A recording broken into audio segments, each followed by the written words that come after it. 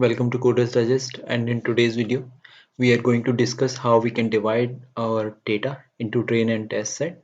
So let us proceed and we will discuss the important things as we proceed. Okay, so for this purpose I'm using the Titanic dataset. So here I'm using R's inbuilt command read.csv. So using this command basically I can read my data into a variable, and then I'm saying header equals to true because my data file, my CSV file does contain a header. So you can specify or not specify according to your dataset. So let me run this cell of my markdown file current chunk. Okay, so if I run it, then you can see that the first 5 rows or 6 rows of my data have been printed. All right, so basically I'm printing the head of my data. So I have columns here: passenger ID, survived, passenger class, name. I hope you all will be familiar with the Titanic dataset. So now we want to split this dataset on the basis of survived column, and we want a equal ratio of this survival column in both training and the test set.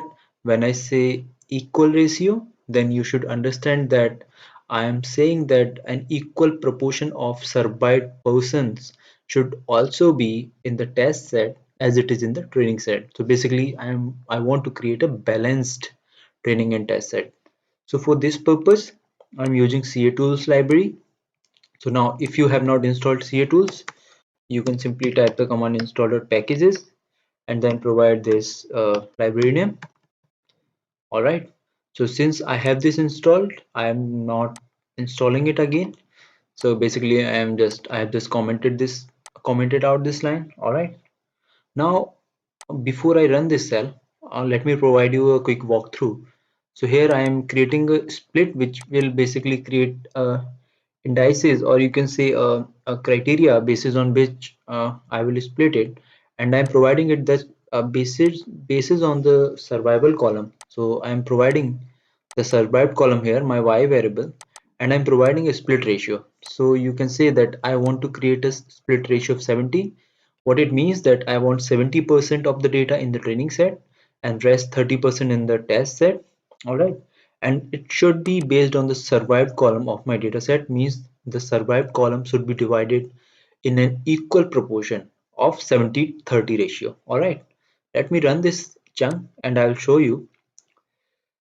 So uh, if you see this line prop.table, so what I have done here, I have created a table, or if I show you what the table does, so what it does, it simply provides an yes no.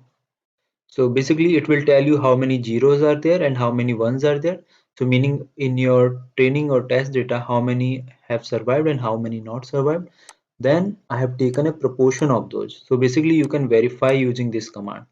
So now let me go to the output, and if you see, then you will find that there is an equal proportion of both survived and non-survived into both training and test set. So the first line is my training set, the second is my test set. So you see that I have 38, nearly 38.3% person survived in my training set. Similar amount or similar proportion in the test set also, and same is the scenario for training set. So basically we have divided our data into a balanced uh, survival column. Okay, we have created a balanced training and test set. All right, so if you have any doubts about it, please post me in the comment section and I will be more than happy to help. Okay, now I would like to discuss one more scenario. Now let us say that here I have a survived column, basic basis on which I want to divide my data. But let us say I don't have any y variable. I don't have any target variable. So for this purpose, I'm using the data empty cars. Empty car is a inbuilt data frame in R. So let me clear. I'll show you what it is in this uh, uh, console. So let me clear it using Control L. So now let me show you. So empty car is basically a car's data set, like how many a car has, how many miles per gallon, how many cylinders, how much displacement, and all those things. You can go through it. It is available in the R inbuilt, so you need not to download it from anywhere. So now what it does, that let us say I don't have any y variable. So what I'm doing, that I am simply creating like 70-30 ratio. So 70% of the, it will calculate 70% of my data and create an index. So let me just show you. So if I show you what do I have in this index, so what it is does is it is randomly taking a sample of 70% into the train data and 30% in the test set, but it is not doing it on the basis of any variable or any target variable. All right, so let me show you what is indices. So if you see that this is basically my training set indices. So what this sample does, I hope you all are familiar, that it is randomly generating the 70%. You see here, it is first out of all the rows, it is randomly taking the 70% and I'm storing the data into indices and then I'm filtering it. If you know, then you might be knowing that the first, in the square bracket, the first side is basically your indication or your index of row. The second is the after the column you specify your after the comma you specify your column names, right? So basically I am here, I am telling what index of rows I am wanting to my training data and similarly in my test data. All this code will be available in your description, in the description of this video. You can go ahead. Similarly, you can also use dplyr also. So basically what I'm doing, that I'm creating an ID using the number of rows. So I have basically created an ID column in my data set based on all the rows in my Titanic data. So I hope this basically n row counts the number of rows. So basically I'm creating a dummy ID column and which I am assigning as a row number, right? Then what I'm doing, the sample frequency, I am taking a frequency or sample of 75%. Then what I'm doing, that I'm using an anti-join.